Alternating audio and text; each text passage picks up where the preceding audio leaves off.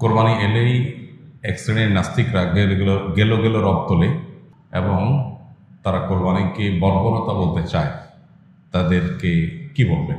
প্রথম কথা হলো, কোরবানি আসলেই এক শ্রেণীর মানুষ অতি মানবিক হয়ে ওঠে, যাদের সকাল দুপুর রাত কোনো বেলাই আসলে গোশত ছাড়া চলে না, যাদের বার্গারে মুরগি বা গরুর গোশত থাকতে হয়, যাদের চিকেন ফ্রাইয়ে মুরগি জবে করতে হয়, যাদের সকালের নাস্তায়ও অনেক সময় গোশত থাকে, সেই মানুষগুলো কোরবানির সময় পশু জবে হলে একটা প্রাণীর প্রাণ চলে যাচ্ছে এটা নিয়ে তাদের মায়া হয়।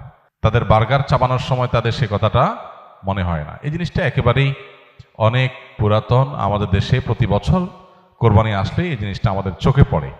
এই মানুষগুলোর জবাব দেওয়ার তো প্রয়োজন হয় না।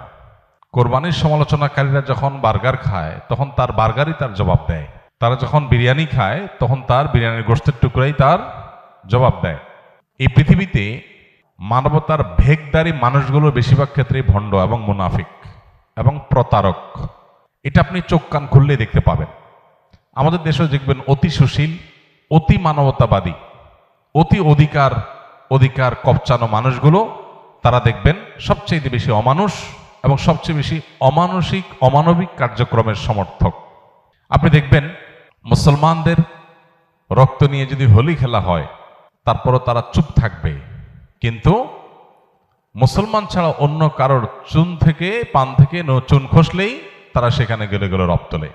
তো এই মানুষগুলোর কথাকে বিশেষভাবে আমল দেওয়ার বিশেষ কোনো প্রয়োজন নাই। কোরবানি এটা শুধুমাত্র ইবাদতই না, এর মাধ্যমে শুধুমাত্র আমাদের আল্লাহর সন্তুষ্টি লাভের সুযোগ হয় সেটাই না, এর মাধ্যমে আমাদের আরো বিপুল পরিমাণ উপকারিতা হয়। আমাদের অর্থনৈতিক উপকারিতার কথা যদি আমরা শুধু চিন্তা করি তাহলে 2022 সালে বাংলাদেশে 99,50,763টা পশু কোরবানি হয়েছে। 99,50,763টা পশু কোরবানি হয়েছে 2022 সালে। 2023-এ কোরবানি হয়েছে 1,41,812টা এবং 2024 সালে অর্থাৎ গত বছর কোরবানি হয়েছে 1,04,08,918টা।